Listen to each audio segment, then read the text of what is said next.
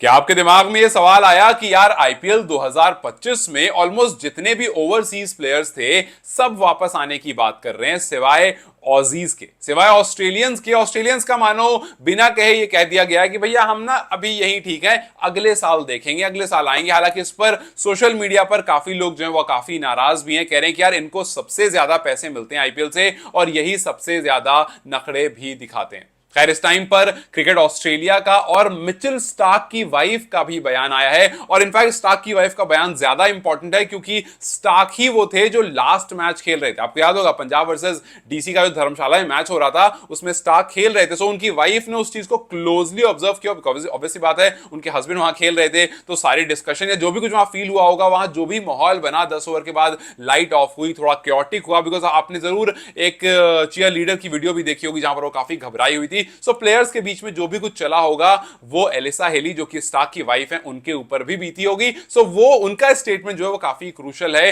लेकिन सबसे पहले क्रिकेट ऑस्ट्रेलिया का स्टेटमेंट और फिर आप मुझे बताना कि अगर आप इस केस में होते तो क्या करते। सबसे पहले क्रिकेट ऑस्ट्रेलिया ने कहा कि भैया देखो ऐसा है, आईपीएल जो सैटरडे से स्टार्ट हो रहा है उसके बारे में हमने बात की है और जितने भी हमारे प्लेयर्स हैं हमने ये फैसला कि उनको वहां जाना है कि नहीं जाना है ये हमने इंडिविजुअल प्लेयर्स पर छोड़ रखा है। हम पूरी तरह से आईपीएल को सपोर्ट कर रहे हैं। अगर प्लेयर्स जाएंगे तो हमारा उनका पूरा सपोर्ट रहेगा, अगर वो नहीं जाएंगे तब भी पूरा हम सपोर्टिव रहेंगे। फिलहाल हम अपनी गवर्नमेंट से और बीसीसीआई से बातचीत भी कर रहे हैं, जो सेफ्टी और सिक्योरिटी कंसर्न वाली बात है उसको रिजॉल्व करने की कोशिश भी कर रहे हैं, अपनी तरफ से श्योर होने की बेसिकली कोशिश कर रहे हैं कि भैया वहां कोई परेशानी और कोई दिक्कत नहीं। सो अपने प्लेयर्स को हम कह सकें कि भैया आप जा रहे हैं तो इत्मीनान से जाइए। सिर्फ दिमाग में ये रखिएगा कि वर्ल्ड टेस्ट चैंपियनशिप है और जो जो प्लेयर उसमें खेल रहे हैं वो वक्त रहते वापस आ जाए।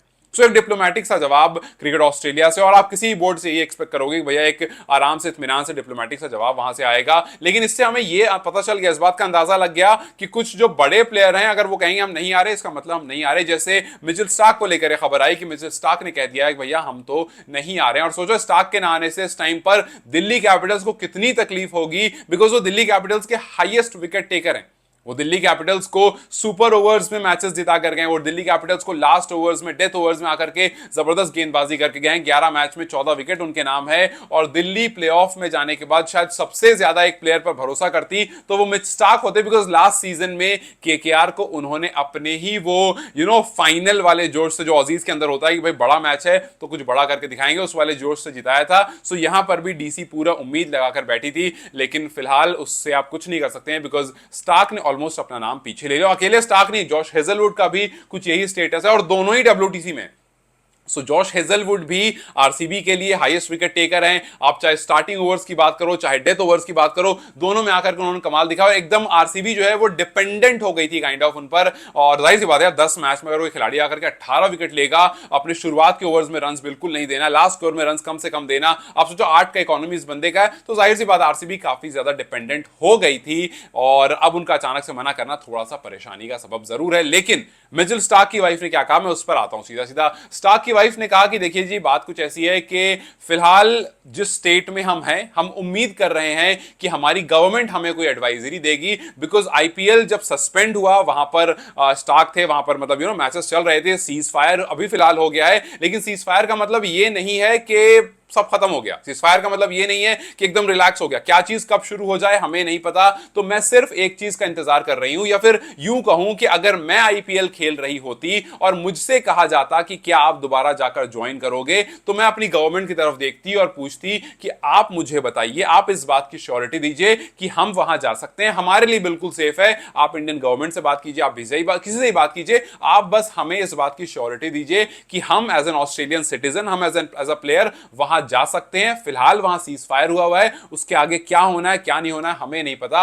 आप हमें बताइए कि हम श्योर जा सकते हैं, हम एकदम सेफ एंड साउंड हैं, फिर हमें ट्रैवल करने में कोई भी दिक्कत नहीं होगी। लेकिन उस प्लेन में चढ़ने से पहले मेरे दिल में इस बात की श्योरिटी होनी चाहिए कि वहां सब सेफ एंड साउंड है। अब ये बहुत नॉर्मल सी बात है कि मिचेल स्टार्क वहां पर खेल रहे थे, फर्स्ट हैंड एक्सपीरियंस उनका है कि उस टाइम पर क्या हुआ। 2 ओवर गेंदबाजी करी थी, कुछ 22-23 रन पिटे थे, तो उनका एक्सपीरियंस एकदम फर्स्ट हैंड है। उनको पता है कि उस टाइम पर क्या हुआ, लाइट्स का ऑफ होना, और वो जो एरिया है वहां पर हिमाचल में वो काफी क्लोज है बॉर्डर के। मतलब मैं ये नहीं करूं कि बॉर्डर पर ही है बिल्कुल, बट हाँ वो क्लोज है, वो उस प्रॉक्सिमिटी में है जहां पर चीजें खराब हो सकती थी। तो यस वो थोड़ा फियर जरूर आया होगा, और बीइंग अ फॉरेन प्लेयर उनके अंदर वो फियर आना बनता भी है। बट अब सवाल यह है कि जो एलिसा हेली दिल्ली के स्टेटमेंट है कि भैया सीज फायर हुआ है, कब को कब क्या हो जाए मुझे नहीं पता, और जब तक मेरी गवर्नमेंट मुझे इस बात की श्योरिटी नहीं देती, मैं जो हूं वो बिल्कुल भी इसके लिए हामी नहीं भरूंगी, और अगर मैं होती तो नहीं जाती, बाकी डिसीजन जो है वो स्टार्क का है। अब आपको बताता हूं कि पहली बार नहीं जब ऑस्ट्रेलिया ने किसी बड़े इवेंट पर इस तरह से स्टेप बैक कर लिया है, और ये तो आईपीएल की बात हो रही है। 1996 में जब वर्ल्ड कप हो रहा था, उस टाइम पर ऑस्ट्रेलिया ने इंडिया, श्रीलंका और पाकिस्तान आने से मना कर दिया था। उस टाइम पर भी कुछ ऐसा ही हुआ था। कोलंबो सेंट्रल, हालांकि कुछ ज्यादा हुआ था, तो बहुत छोटा है, उस टाइम पर कोलंबो सेंट्रल बैंक में बॉम्बिंग हो गई थी, कुछ 91 लोग की डेथ हो गई थी और 1400 लोग इंजर्ड हो गए थे। बहुत मास अटैक था वो, और उसके बाद साफ साफ क्रिकेट ऑस्ट्रेलिया ने मना कर दिया था कि हम नहीं आएंगे, और ये काम ये जो उस साल जनवरी में हुआ था, टाइम हो गया था, लेकिन फिर भी उन्होंने मना करा कि हम नहीं ट्रैवल करेंगे। उसके बाद 2007 में जिम्बाब्वे नहीं गए थे, वो पॉलिटिकल टेंशन की वजह से अपना बायलैटरल सीरीज जो थी वो कैंसिल कर दी थी। अभी हाल फिलहाल में आपने सुना होगा कि अफगानिस्तान से उन्होंने बायलैटरल सीरीज नहीं खेली थी, इनकार कर दिया था, मना कर दिया था पॉलिटिकल रीजंस की वजह से। सो ये पहली बार नहीं है जब ऑस्ट्रेलियंस को थोड़ा सा कुछ लगता है कि यार मामला यहां गड़बड़ हो सकता है, वो पहले ही पीछे हट जाते हैं। They are always the first one to step back कि भैया हम रिस्क नहीं लेंगे, हम नहीं आएंगे, आपको जिसको बुलाना है जैसे बुलाना कर लो, फिलहाल हम अपनी सेफ्टी पर ज्यादा ध्यान रखेंगे। और इस बार भी कुछ वैसा ही हुआ। लेकिन आपको एक बात बताऊं, ये अच्छा है कि वो लोग नहीं आ रहे हैं। क्यों अच्छा है ये बताता हूं। चलो पैट कमिंस और ट्रेविस हेड आ रहे हैं, चलो ठीक है, लेकिन पैट कमिंस और ट्रेविस हेड जो है वो 25 को अपना लास्ट मैच खेल करके फिर निकल जाएंगे, और वैसे भी उनको WTC में पार्टिसिपेट करना है, तो वो यहां ज्यादा दिन रुकेंगे नहीं। लेकिन अगर स्टार्क और हेजलवुड आ भी जाते तो वो भी 25 चले आते।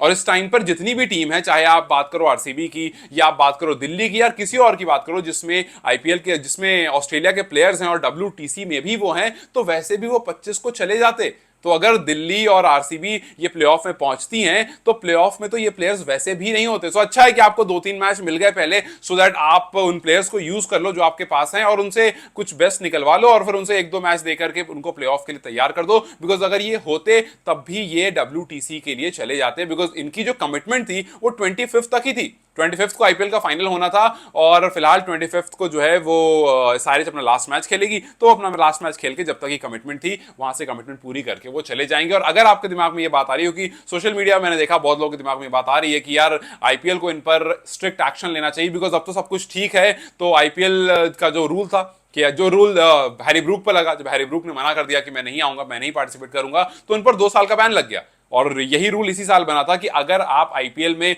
पार्टिसिपेट करते हो, अपने आप को अवेलेबल बताते हो, आप ऑक्शन में रहते हो, आप पर बिडिंग होती है, पैसे आप पर लगते हैं, और फिर उसके बाद आप मुकर जाते हो कि नहीं यार मैं नहीं आ सकता हूं फॉर सम पर्सनल रीजन, सिर्फ और सिर्फ इंजरी वाली पार्ट जो है उसमें आप एक्सेप्टेड हो, लेकिन उसके अलावा कि भाई घर पर कोई इश्यू है या ऐसा कोई पर्सनल रीजन से आप हट जाते हो, तो वहां पर आईपीएल आपके खिलाफ डिसीजन ले सकता है। और हैरी ब्रूक के ऊपर डिसीजन ले भी लिया गया था। लेकिन यहां पर केस थोड़ा अलग है, क्योंकि यहां पर जितने भी प्लेयर्स थे उनकी कमिटमेंट 25 तक ही थी, 25 के बाद नहीं थी। और यहां पर थोड़ा जो इंडिया पाकिस्तान वाला टेंशन बढ़ा है, उस वजह से आप इस पर्टिकुलर रूल को यहां पर इंपोज नहीं कर सकते हो। सो यस, अगर ऑस्ट्रेलियंस नहीं भी आते हैं तो वो उस रूल से बचे हुए हैं, और वो अगले साल भी आपको खेलते हुए दिख सकते हैं। लेकिन अगर उसमें बीसीसीआई कुछ अपना सोचे करे, वो अलग सी बात है, लेकिन रूल के हिसाब से जो है वो सेफ एंड साउंड है। तो अब देखना सिर्फ ये है कि जो टीम है, जैसे दिल्ली कैपिटल्स जो टीम है, या फिर आरसीबी है, और भी जो टीम्स हैं, बहुत सारी टीम्स हैं जिसमें प्लेयर्स नहीं है, क्या उसमें रिप्लेसमेंट अच्छा आता है या नहीं आता है, क्या वाकई इन बड़े प्लेयर्स का ना होना इनको खलेगा। बिकॉज भाई ये बड़े प्लेयर्स हैं, ये वैसे प्लेयर्स हैं जिन्होंने पूरे इंटायर आईपीएल में अपना असर दिखाया है, और हम सब जानते हैं कि जो ऑस्ट्रेलियंस होते हैं वो प्लेऑफ में आकर के ऐसे डू और डाई वाली सिचुएशन में आकर के किस तरह से निखर कर आते हैं। सो अगर हेजलवुड होते तो आरसीबी का चकाचौंध होता, आरसीबी भुवनेश्वर हेजलवुड लोगों के साथ मिलकर कुछ कमाल कर सकती थी। अगर दिल्ली के पास स्टार्क होते तो वहां कुछ कमाल हो, बेमिसाल हो सकता था। लेकिन अब देखना सिर्फ ये कि क्या इनका रिप्लेसमेंट आ सकता है या नहीं आ सकता, और अगर आ सकता है तो कितना इंपैक्टफुल हो सकता है। खैर जाते जाते आपसे सिर्फ एक सवाल कि अगर आप इनकी जगह पर होते, आप अपनी कंट्री में वापस आते, और फिर उसके बाद आपको ऐसी सिचुएशन क्रिएट होती कि भाई दोबारा जाना है, XYZ जगह पर सिचुएशन ठीक हो गई है, तो क्या आप जाते या फिर आप नहीं जाते? मुझे कमेंट्स जरूर बताएं। Take care, I will see you very soon, bye bye.